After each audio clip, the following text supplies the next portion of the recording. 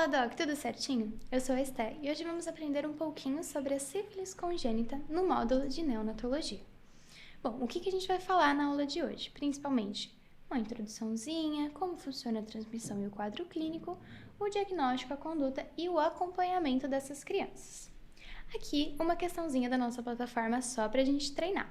Então, dá uma pausinha no vídeo, tenta resolver, mas relaxa que no final da aula a gente resolve ela juntinhos.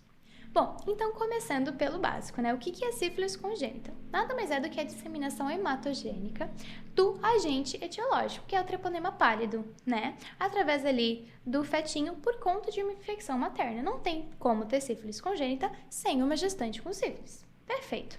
E aqui a gente tem que lembrar que a sífilis congênita, ela pode ser adquirida tanto intraútero, né, dentro do próprio útero, que é o mais comum de se acontecer, a disseminação hematogênica, mas também caso a gestante tenha ali lesões ativas na vagina, na vulva ou no canal de parto, o bebezinho também pode se infectar durante o trabalho de parto vaginal. Bom, além disso é importante lembrar que a transmissão vertical ela pode acontecer em qualquer paciente, né, em qualquer fase da sífilis materna, mas a taxa de transmissão quando essa mãe tem sífilis primária ou secundária beira o 100%, né? Com certeza o bebezinho vai se infectar. E além disso, também pode acontecer em qualquer fase ali da gestação, mas o risco é progressivamente maior conforme o avanço da gestação. Ou seja, quanto maior a idade gestacional, maior o risco do bebezinho se infectar, se é que ele já não está infectado. Pensando então numa sífilis materna, a gente tem também, aqui tem claro, né, os dados epidemiológicos, demonstrando que é uma questão de saúde pública, né, de 5 a 10 a cada 1.000 nascidos vivos é bem expressivo para ter sífilis congênita. Mas a gente pensa aqui, tá bom, e se a gestante que tem sífilis fez o tratamento adequado? Beleza, ótimo, isso basicamente anula, entre aspas, as chances de infecção. Só que assim, o tratamento da sífilis e a própria infecção, ela não prevê uma imunidade para o resto da vida, tá? Então, é por isso que a gente continua o rastreamento de sífilis em todas as gestantes de forma igual, bem como nos filhos, né, de mães com sífilis ativa. Bom, o que seria... pode realmente, né, diminuir a infecção fetal, mas o que é um tratamento inadequado? Para a gente saber se uma mãe tratou adequadamente ou não, a gente tem que conhecer esses parâmetros. É um tratamento que não foi feito completamente, por exemplo, era para ter tomado uma dose semanal 3 vezes e a mãe só tomou 2 ou só tomou 1. É uma outra medicação que não seja penicilina, porque a gente sabe, né? Sífilis, primeira opção penicilina, segunda opção penicilina, terceira opção penicilina. Uma dose inadequada, começar o tratamento antes de 30 dias do parto, né? Também é considerado como tratamento inadequado, a ausência de queda de títulos, né? E também a questão do parceiro não estar tratando para sífilis também é um tratamento inadequado, porque vai ter uma reinfecção ali. Bom, claro, né? Risco de transmissão é muito maior quando a gestante não tem um tratamento adequado. Quadro clínico, né? Agora a gente sabendo que o feto já foi infectado por essa mãe, a gente precisa saber o primeiro, que é cerca de 1/4 desses bebezinhos vai evoluir com óbito ou vai sofrer algumas alterações intrauterinas, como restrição de crescimento intrauterino, né? Principalmente por conta da infestação de treponemas e consequente obstrução mesmo do fluxo sanguíneo, né? Vai ter muito menos sangue chegando ali para aquele bebezinho, podendo resultar no óbito ou até mesmo nessa restrição de crescimento. Mas daqueles bebezinhos que sobrevivem, a grande maioria não vai ter manifestação clínica durante o nascimento, vai ser assintomático, né? Só 20% desses bebezinhos vai ter aquelas manifestações clássicas que a gente vai falar a priori assim que nasce. Bom, mas claro, né, isso não quer dizer que os assintomáticos estão livres e que não tem nenhum problema, que tá tudo show, bora pra casa, vida que segue. Não é isso. Porque a doença ela pode se manifestar semanas, meses, até mesmo anos depois e causar sérios problemas nesse bebezinho. Por exemplo, a doença ocular, né, a ceratite intersticial, ela pode demorar até 20 anos para aparecer. Uma lesão ali do 8º nervo craniano pode demorar 40 anos para se manifestar. E tudo isso são coisas relativamente muito importantes, né? Não é a criança continua infectada. Bom, e obviamente, como a gente comentou, a história materna vai ser fundamental no diagnóstico da sífilis congênita, porque as crianças, na maior parte dos casos, são assintomáticas, né? Então, a gente tem que saber quem é a mãe pra gente saber quem é o filho. E isso também vai ser importante, a gente vai ver logo em seguida, que a gente não pode excluir diagnóstico de sífilis congênita em crianças sem sintomas. Todo filho de mãe com sífilis é um caso suspeito de sífilis congênita. Seja bem tratada, seja maltratada, né, o tratamento do materno, mas isso sempre tem que estar bem fixo na nossa cabeça. Bom, então a gente vai dividir, né, as apresentações clínicas de duas formas principais. Como eu falei que pode se manifestar ali meses, semanas, anos depois, vamos dividir isso para ficar mais objetivo, né? A gente tem então a sífilis congênita precoce, que é quando essas manifestações se apresentam dentro de 2 anos de vida do bebezinho, e a tardia, quando essas apresentações se manifestam a partir dos 2 anos. Vamos lá. Vamos começar pelo básico, né? Sífilis congênita precoce, vai entrar aqui as crianças que desenvolveram sintomas antes dos 2 aninhos de idade. E a gente aprendeu ali que a maior parte dessas crianças são assintomáticas, mas é bem comum que o quadro se inicie ali nos 3 meses de idade. Então, atenção com essa data, principalmente nas consultas de puericultura de mães que tiveram sífilis durante a gestação e que o bebezinho nasceu bem, nasceu assintomático. Vamos prestar atenção ali aos 3 meses. Mas, enfim, de qualquer forma, essas lesões que vão aparecer bem no comecinho da vida desse bebezinho, normalmente são resultado de uma infecção ativa, né? E, consequentemente, toda a inflamação que o treponema vai causar ali naquele bebezinho. Claro, né? Os recém-nascidos podem ter uma série de manifestações gerais, né? Hepatomegalia, edema, icterícia, linfadenome, né, ou linfadenopatia generalizada, anemia, enfim. Mas aqui na aula de hoje eu gostaria de destacar, né, deixar mais explícito os sinais que são um pouquinho mais específicos de sífilis e que vão ajudar a gente a direcionar o nosso raciocínio para essa condição, tá bom? Então vamos deixar os sinais gerais um pouquinho de lado. Começando a falar sobre as lesões cutâneo-mucosas, a gente tem umas lesões muito comuns de aparecerem, né, nessa sífilis precoce, acometem até que 70% dos nossos pacientes, que são lesões cutâneas maculopapulares vermelhas, que com o passar do dia elas podem ficar um pouquinho mais marronzinhas. Outros tipos, né, geralmente, né, acometem ali as mãos e os pés do bebezinho também, o que outras doenças exantemáticas às vezes não fazem. Bom, a gente também tem a possibilidade de um condiloma plano, que vai acometer principalmente a região oral ou também a região perianal, que pode acontecer, é um pouco mais raro, mas acontece.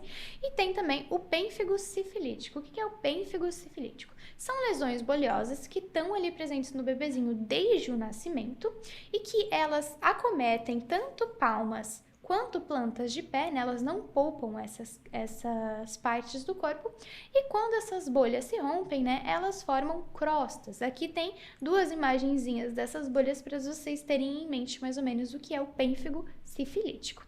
Bom, além disso, também uma coisa importante da gente lembrar é a rinite serossanguinolenta, que muitas vezes é a primeira manifestação do nosso recém-nascido que nasceu assintomático a priori, mas que desenvolveu ali um quadro mais manifesto ali da sífilis. Então, sífilis congênita precoce e rinite serossanguinolenta costuma ser a primeira manifestação, e ela nada mais significa do que o acometimento das vias aéreas superiores, né, daquele bebezinho.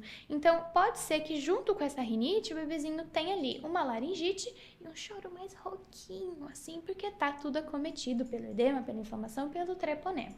Bom, e aqui é importante destacar que toda secreção que esse bebezinho soltar é altamente povoada de treponema, tá? E muito infectante. Então, sempre utilizar o EPI corretamente. Fechou?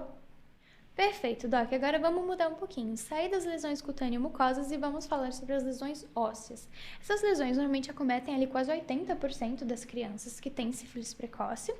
E o que acontece também? Elas geralmente se resolvem sozinhas em cerca de 6 meses, quando não tratadas. Mas elas podem evoluir ali com deformidades, então é importante que a gente saiba identificar precocemente, tá bom? Bom, a priori a gente tem ali a periosite e a osteocondrite, que também pode acometer um pouquinho as articulações desse nosso bebezinho. Bom, mas aqui eu quis trazer 2 nomezinhos para vocês, que são nomes um pouquinho estranhos, mas que você precisa conhecer e, claro, pensar em sífilis nesse caso, mas caso caia na sua prova, você vai saber do que a gente está falando, que é o sinal de Weinberger. É difícil de falar, mas ele nada mais é do que um sinal radiológico que representa uma rarefação ali na tíbia, na parte superior e interna da tíbia, bilateralmente. Tá aqui na setinha demonstrado um pouquinho mais rarefeito aquela tíbia. E nada mais é, né? Nada mais o que representa, né? Uma inflamação da metáfise daquele osso, né? Tá inflamadinho, então ele vai ficar um pouquinho rarefeito. Pode aparecer e é bem característico ali da sífilis precoce. Bom, além disso, a gente também tem a pseudoparalisia de Parrot. O que é a pseudoparalisia de Parrot? É quando o bebezinho ou a criança, ela não quer se mexer, ela sente dor para se mexer, ela não quer, ela fica bem paradinha, ou quando você mexe, ela também refere dor. Por quê? É justamente a dor que a criança sente por conta dessas lesões ósseas que ela tem, ou até mesmo de uma possível fratura que está ali mais escondida, e ela se recusa a se mexer. Por isso é uma pseudoparalisia. Beleza? E claro, né, a gente também ali tem lesões no sistema nervoso central, que é uma das grandes complicações aí da sífilis, né? A gente sabe que a sífilis no adulto pode causar neurosífilis e na criança isso pode acontecer até de maneira mais precoce, digamos assim, em que ela tem anormalidades no LCR, tendo pelo menos uma anormalidade, né, dos 3 parâmetros ali que a gente normalmente faz na análise do líquido cefalorraquidiano. Já é interessante a gente pesquisar para neurosífilis.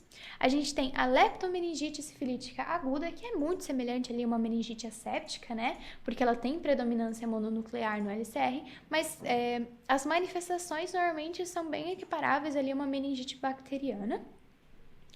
E a sífilis crônica meningovascular, que essa aí vai ser bem complicada, né? A criança vai evoluir com hidrocefalia, paralisia de nervos cranianos, deteriorização do desenvolvimento intelectual, neuropsicomotor, enfim, essa também é bem complicada de se pensar, mas pode acontecer na sífilis precoce. Aqui eu trouxe para vocês alguns dados, né, da sífilis congênita precoce, as manifestações de cada parte, seja da manifestação da mãe, a manifestação da pele, a manifestação geral, que os guidelines trazem pra gente, né, os guias trazem pra gente, principalmente do Ministério da Saúde, mas que são muita coisa. Então, vocês podem ver que vão ter slides, mas isso aqui é mais para você ter contigo para uma eventual necessidade do que para você realmente, né, decorar isso. O que eu gostaria que você aprendesse, que você entendesse, foram as alterações que comentei anteriormente. Isso aqui é mais para você ficar ligado caso surja alguma dúvida. Tu tem aqui pertinho de ti, tu tenha facilzinho aqui com você. Então, eu vou passar aqui para você poder pausar, dar uma lida ou tirar um print. Mas é basicamente isso. Então, vamos falar agora sobre a sífilis congênita tardia. Falamos sobre a precoce, agora sobre a tardia. A tardia, né, a gente não pode esquecer que é aquela que vai acometer as criancinhas, né, quando a manifestação aparece após os 2 anos de idade. Então, ela provavelmente é o resultado ali de uma cicatrização daquelas lesões que já aconteceram e que por algum motivo não foram identificadas, uma reação inflamatória que acabou se tornando persistente, continuou durante muito tempo, ou até mesmo pela formação de gomas sifilíticas ali em diversos tecidos que podem acabar resultando nessas manifestações. Vamos, então, destacar algumas principais, porque são muitas, né? Tem as sequelas da periosite, né? Como a fronte olímpica, que é a bossa frontal, o espessamento externo clavicular e o arqueamento da tíbia, ou tíbia em sabre, né? Na imagem ali de cima, a gente tem essa tíbia em sabre, em que a tíbia fica um pouco mais arqueada, principalmente por conta daquelas condições que a gente viu anteriormente, até mesmo pelo sinal de Weinberg, e também a fronte olímpica, né? Essa ossificação um pouco mais pronunciada ali, essa bossa, né? Frontal. Bom, a gente também tem ali os dentes de Hutchinson, que são esses dentes mais pontiagudinhos, né? A gente tem o nariz em Sella e Haggards. Aqui é um adolescente, né? Mas dá pra ver esse abaixamento aqui da ponte nasal e empanadinho do nariz, que seria esse nariz em Sella. Parece realmente que dá pra botar uma pessoinha sentadinha ali no narizinho.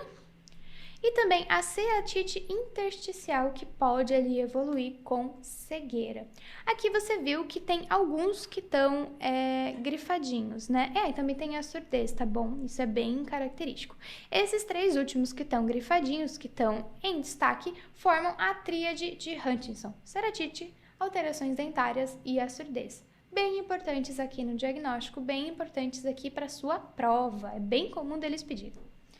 Aqui, o mesmo esquema da sífilis precoce, eu coloquei uma tabelinha ali do Ministério da Saúde, para a gente lembrar as principais manifestações que podem acontecer na sífilis congênita tardia, mas para você tirar um print e ter ali quando você precisar revisar essa parte. Mas o que eu quero que você lembre é aquela questão mais que eu falei anteriormente. Beleza? Show de bola! Então vamos para o diagnóstico. A gente sabe que o diagnóstico da sífilis pode ser feito por pesquisa direta de treponema, né, ali por microscopia em campo escuro, imunohistoquímica em uma biópsia ou até mesmo numa necrópsia, só que ela não é muito utilizada ali na prática clínica.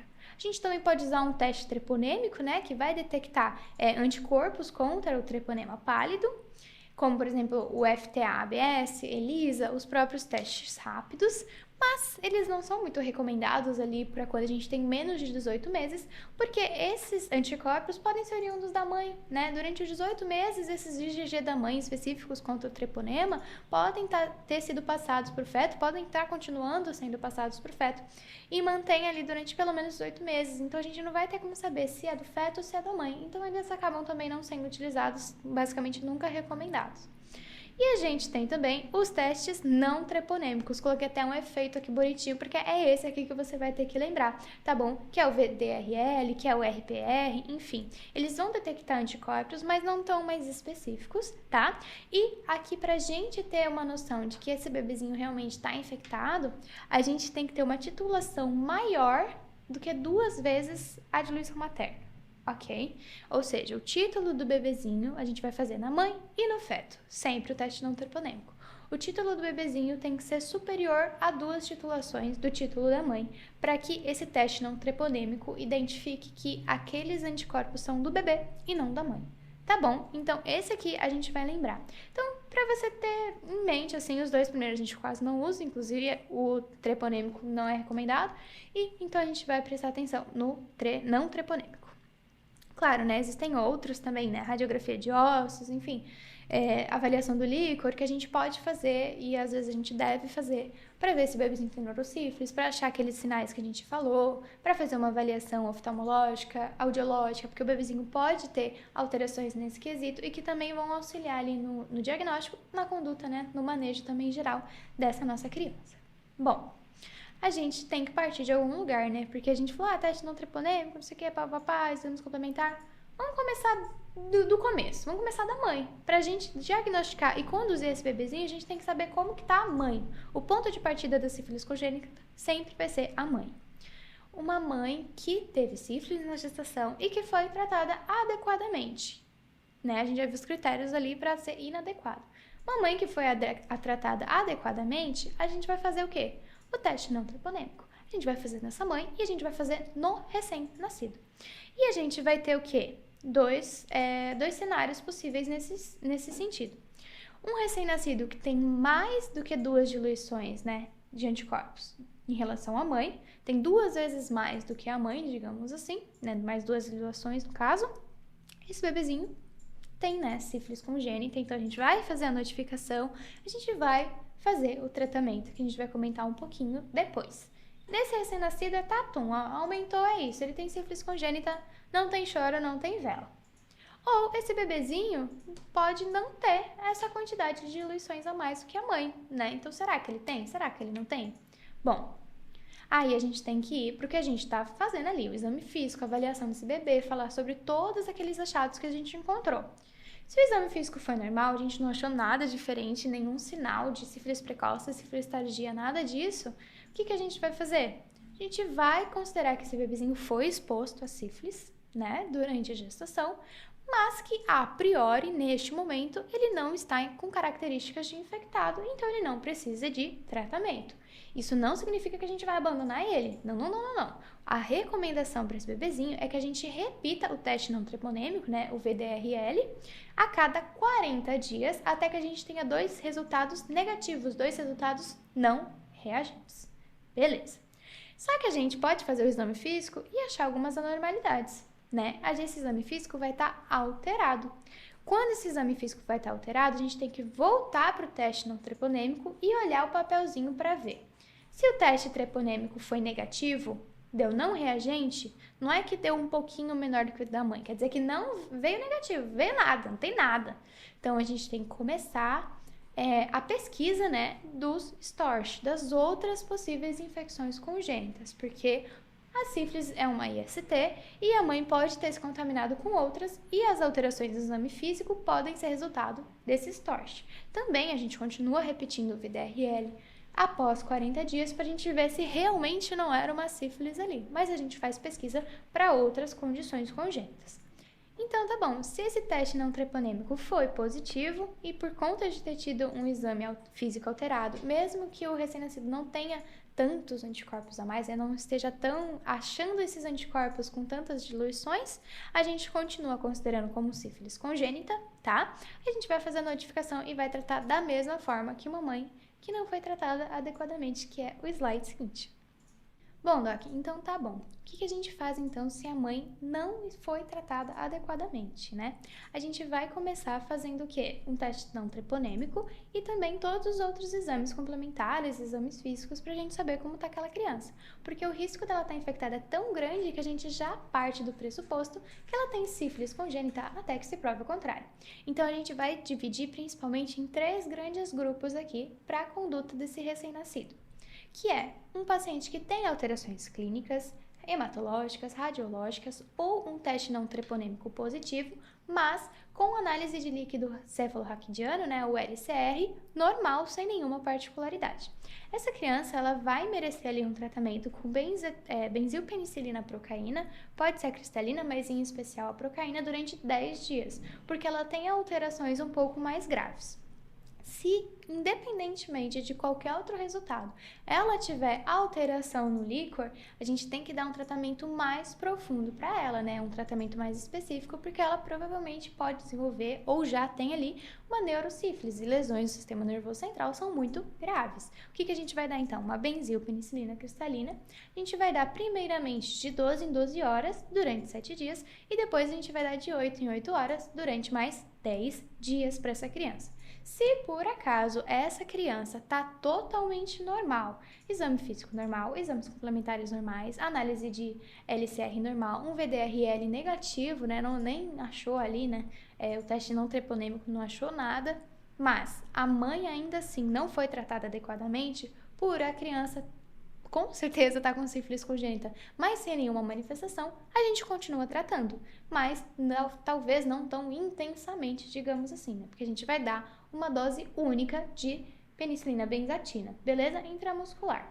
Aqui tem a dose, né, de 50 mil unidades por quilo, as outras também se baseiam nessa dosagem aí por quilo da criança.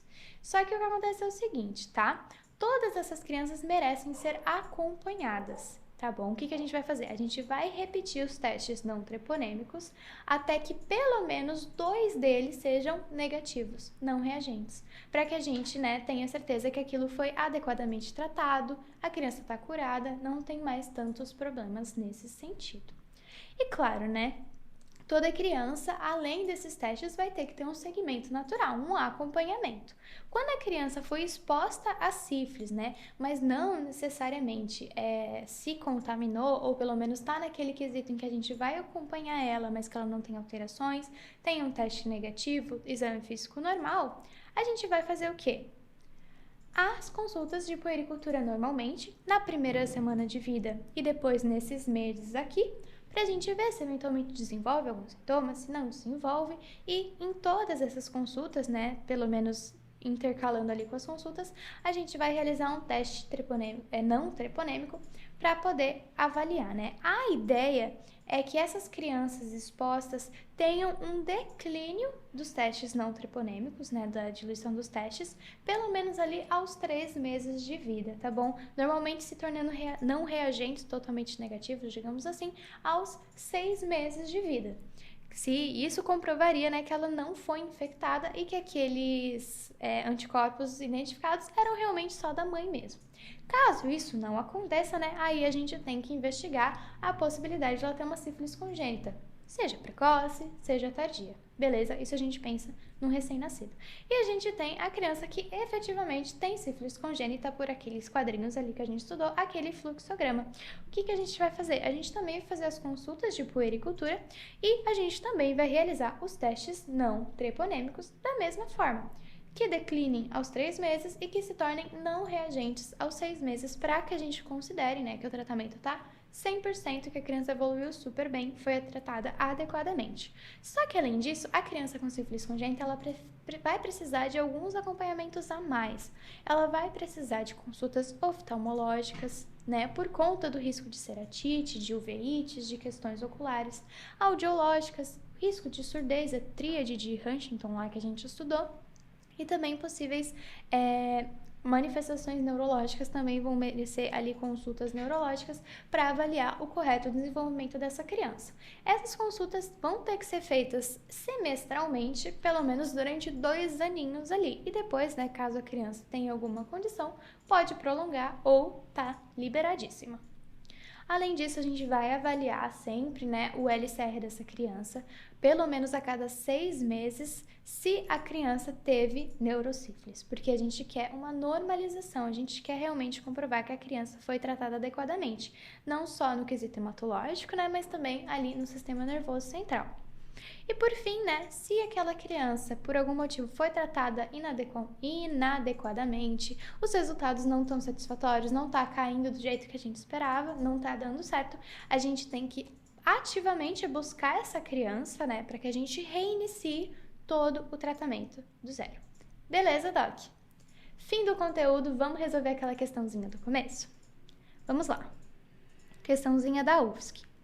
Qual a adequada conduta para um recém-nascido de uma mulher que, na admissão do parto, apresentou teste rápido positivo para sífilis e VDRL reagente até a titulação de 1 para 2, sem história de tratamento prévio para a doença? Doc, essa questãozinha aqui, ela é direta e reta. Uma mãe que tem teste positivo para sífilis, que tem VDRL reagente e que não tem história de tratamento. Ou seja, só pelo teste rápido positivo ela teve contato com sífilis e ela nunca tratou. Não importa se foi ontem, se foi há uma semana, se foi há um mês, a gente não sabe. Então, o que a gente vai considerar? Que essa mãe, ela tem uma sífilis tratada inadequadamente, ou no caso, não tratada. E quando essa mãe tem essa questão, o bebezinho tem, com certeza, sífilis congênita, que a gente já determinou isso na nossa conduta ali que a gente aprendeu. Então, o que a gente vai fazer? A gente vai fazer um teste treponêmico? Não, o teste treponêmico ali no bebezinho, o recém-nascido acabou de nascer, nem é recomendado. Só quando ele tiver mais de 18 meses, porque isso aqui pode ser da mãe. Então, a gente já descarta a C e a B, beleza? Essas duas com certeza não vão ser. Vamos ver a D. Realizar um teste não treponêmico igual a A, beleza? E indicar tratamento e investigação complementar somente quando o teste é reagente com título superior ao materno. Não, porque lembre que a gente aprendeu que quando a mãe não tem um tratamento adequado, a gente ignora a questão da titulação do recém-nascido, né? A diluição do recém-nascido tem que ser maior do que a da mãe. E ele já tem sífilis congênita. Então, a gente vai fazer a investigação imediatamente. A gente não vai fazer somente quando isso acontecer. E aí, a de elefante, indicar somente acompanhamento ambulatorial se a criança não apresentar alteração clínica consistente com sífilis. Não, essa criança tem sífilis até que se prove o contrário. Então, a gente vai fazer tudo que é possível para essa criança nesse contexto, que é o que a gente aprendeu e que é o que está escrito na letrinha A de amor. Realizar um teste não treponêmico, fazer os exames complementares, né? Hemograma, radiografia, análise do líquor e tratar essa criança com penicilina, independentemente das alterações clínicas ou laboratoriais. Aí a gente vai para aquele quadrinho de condutas que a gente aprendeu para saber qual a melhor via, quantas doses, qual tipo de penicilina que a gente vai dar para essa criança. Certo, Doc? Então vamos fazer alguns flashcards bem rapidinho só para fixar. Vamos lá. Qual a principal forma de transmissão da sífilis congênita? Intraútero, né? Apesar de poder acontecer também no canal de parto. Se o parceiro da gestante não realizou o tratamento da sífilis, o feto é considerado infectado com sífilis, né? Com sífilis congênita até que se prove o contrário, porque isso é um critério de tratamento inadequado materno. Qual o quadro clínico mais comum em recém-nascidos com sífilis congênita? A maior parte deles é assintomático. Cerca de 80% deles não vai ter sintoma nenhum, mas é por isso que a gente precisa sempre observar esses bebezinhos, mesmo que sem sintomas, porque depois eles podem desenvolver. Como identificar um pênfigo sifilítico? São aquelas lesões bolhosas que estão presentes desde o nascimento e que elas podem se romper e formar crostinhas. Elas normalmente pegam também palmas e plantas, de mãos e de pés respectivamente. Qual cuidado devemos tomar quando manipular um recém-nascido com suspeita de sífilis congênita? O uso correto do EPI, porque todas as secreções são altamente infectantes nesses recém-nascidos. Ao que corresponde o sinal de Weinberg, que a gente conversou, Weinberger, inflamação da metáfise, que vai ser vista no raio-x através de uma rarefação da margem superior interna da tíbia de forma bilateral. No que consiste a tríade de Huntington, nos dentes de Huntington, na ceratite e na surdez. Como conduzir um recém-nascido de mãe não adequadamente tratada e nenhuma alteração clínica e laboratorial. É o que a gente viu na questãozinha, né, Doc? Benzilpenicilina, benzatina, intramuscular em dose única. Esse fetinho merece, ele tem sífilis congênita até que se prove o contrário. Então vamos lá, o que eu quero que você lembre dessa aula de hoje, que fique bem guardadinho aí na sua cabecinha. A sífilis congênita ela pode ser transmitida em qualquer idade gestacional. Toda criança de mãe com sífilis não tratada ou tratada inadequadamente é considerada uma criança portadora de sífilis congênita. A maior parte dos recém-nascidos, porém, é assintomática, mas isso não quer dizer que ele não vai desenvolver nada durante a sua vida.